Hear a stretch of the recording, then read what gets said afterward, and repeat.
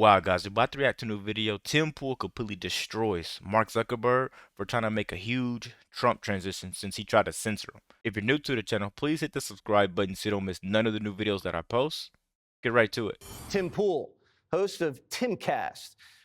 Are you buying the Zuckerberg transition? I'm buying that he's a fair weather friend and that this is the path of least resistance. But hey, look, we're happy Trump won. So I'll take the power if he's shifting in this direction.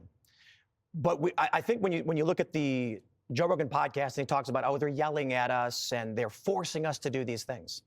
This only scratches the surface. Facebook built a portal for feds to log in to their company so they could flag misinformation.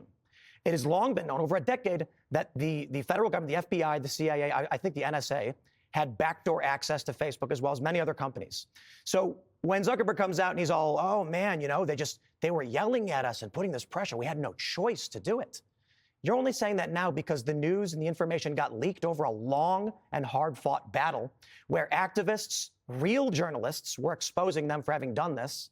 Now, So, real quick, guys, what do you think they would have done if Kamala Harris would have won? You think they would have just kept it silent and kept censorship on Facebook?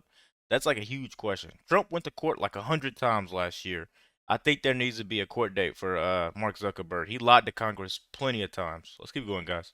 now they're giving us the light vanilla version of they were just having us censor this COVID stuff. No. Let me ask you a question, Mark Zuckerberg.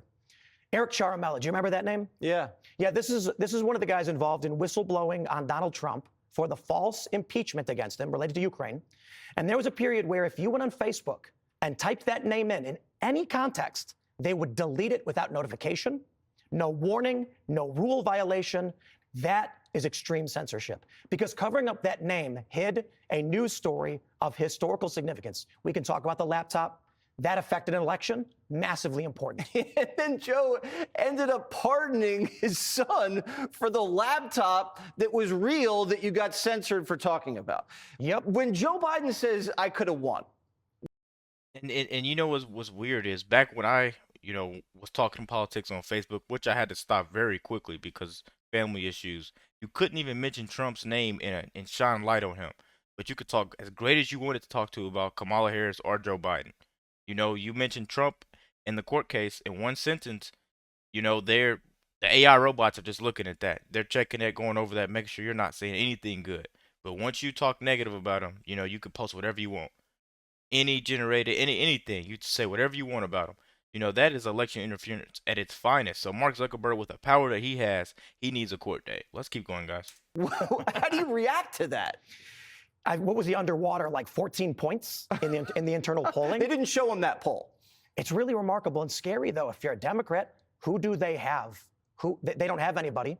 They've been desperate to ice out anybody who could compete with their established order. And they don't have Newsom anymore. Is Newsom salvageable at this point? Nah. When that video came out and Newsom was asked by Anderson Cooper, where's the water? And he said, they're figuring it out.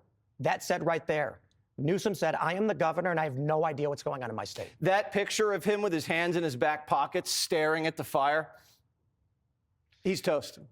The fire stuff hits me really personally. I have a lot of friends deeply affected by it, and I don't want to sound crass. I see these natural disasters happen in the country, the hurricanes, and I feel for these people. And this may sound a little selfish, but when I have family and friends that are living in those hills, and I don't know if they're alive or dead, it hits me twice as hard.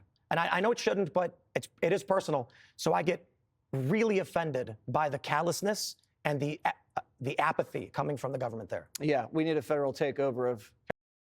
And real quick, guys, hit the subscribe button. What are you thinking about with this California fire? Because he just shortly mentioned it, right? There's a lot of people there losing their homes, their cars, their jobs, everything. They're losing everything they have, all their belongings. You know, kids can't go to school. There's a lot of questions that Gavin Newsom has to have answers to. They ask you where the water, you don't know what, you hands in your pocket, you're staring at the fire, you don't know what to say. Make sure you guys hit the like, comment, subscribe button if you're new to the channel. We're out.